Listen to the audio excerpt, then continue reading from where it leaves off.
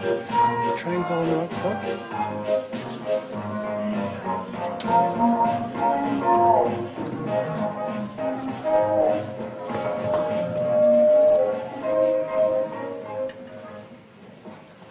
Thomas pulls into the station. Hi, guys. Hello, Thomas. Hi, Thomas. Have either of you seen Gordon lately? I haven't seen him in a couple of days. Tomorrow is our day off, and we're supposed to be having a nice race around the island of Sodor. Thomas, haven't you heard?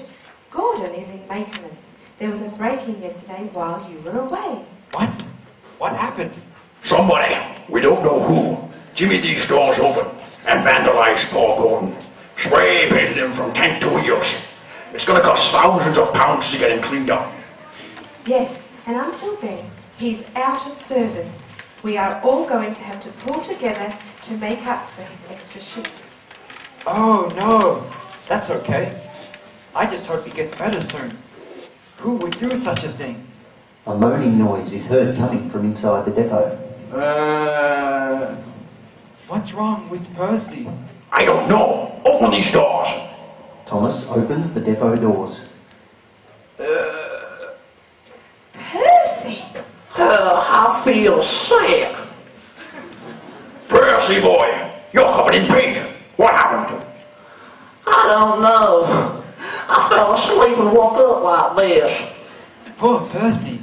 It must have been the same scoundrels who attacked Gordon. I'm going to get to the bottom of this. Now, Thomas, don't get excited. Yes, Thomas. Let's not rush into anything silly.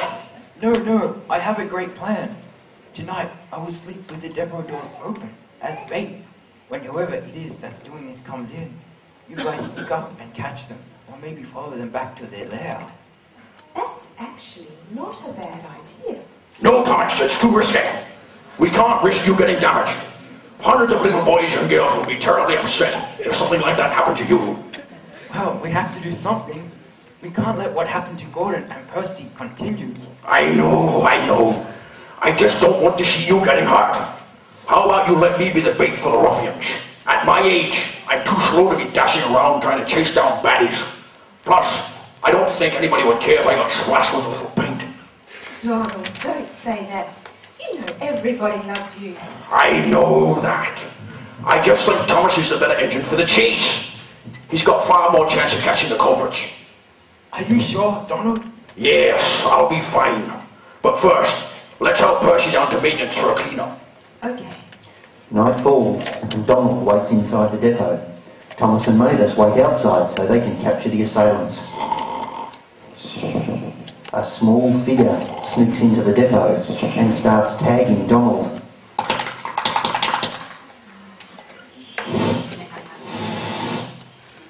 He finishes his task and makes a hasty getaway.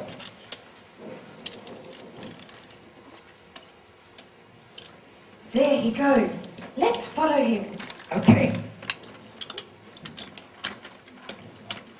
Thomas and Mavis arrive at a bridge near the perpetrator's hideout. You wait here, Thomas. There's no sense in us both rushing headlong into danger. I'll toot if I need you. The henchman reaches the lair, whereupon he addresses his leader. Hi, boss. Hi, boss. Hi, boss, I'm back. I got that old train, boss. Ha, got him good. Marvellous. I've been waiting the longest time for that smarmy old train to get his comeuppance. Only a few more engines and that bloated controller will be ruined. Mavis enters the lair. Diesel, I should have known you would be behind this. What? How did you get here, Mavis? Tom, I mean, I followed your careless goon. He's not exactly a master of stealth. You're slipping, Diesel. Boss, Be quiet, you fool. Do you realise what you've done? Never mind that, Diesel. What on earth are you up to this time? How could you hurt poor Gordon and Percy like that? And now Donald, too. Oh dear, Mavis. As much as I detest you and all the other pathetic engines down at the station, it's nothing personal. It has more to do with your boss. My boss? Yes. You see, the Fat Controller is a shrewd businessman. With rising cost of petroleum worldwide, people have been leaving their cars at home in favour of cheaper alternatives. This has seen a mass influx of commuters travelling on the Sodor system. Selling all these extra tickets has made the Fat Controller a very wealthy man, and I want a piece of that action. Have you tried talking to the Fat Controller? He was quite reasonable when I asked for a raise last year. There's no use asking politely, Mavis. The Fat Controller has been acting more like the Fat Cat Controller these days. With the higher profits rolling in, I find it only fair that we, the trains, receive funds equal to that of the Fat Controller. And that's just not something our pudgy friend wants. Communism doesn't work, Diesel. History has told us that again and yet again. You know it, I know it, and more importantly, the Fat Controller knows it. It's never going to work. Well, we'll see about that. If the Fat Controller doesn't cave into my demands, these precious trains will continue to see nightmare tanks. People will rather walk than to travel next to ripped seats, broken glass, and dirty spray-painted walls. Nobody will want to ride on those trains. Nobody. Not if I can help it, Diesel. You're finished. I'm going to make sure the Fat Controller finds out about this. Oh, no, you won't, Mavis. You're not going anywhere. In fact, I can see you becoming the next victim of my vandalism.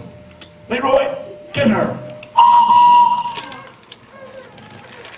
Leroy makes movements towards Mavis. Hold on 1 minute, Diesel. You're not doing anything to Mavis. Blast! Take care of him! Both Mavis and Thomas are quickly subdued. Looks like I now have 2 trains for the price of 1. How about a new paint job, Thomas? How does lilac sound? Aha! Not so fast, Diesel. Whoa. What do you think you're doing here, you silly old train? You're worthless.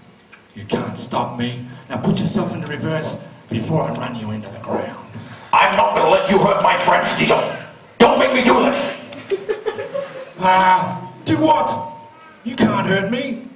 By the time I'm done with you, you're going to look like a Connex train. No! Donald lunges at Diesel, sending them both hurtling down into the lava below. No! I'm getting out of here. I can't believe he did that. He sacrificed himself for us. I'm in shock. He was saying the other day he thought he was too old and slow. He thought his days of helping others were over. And then he goes and does something like this. He was the bravest train I have ever known.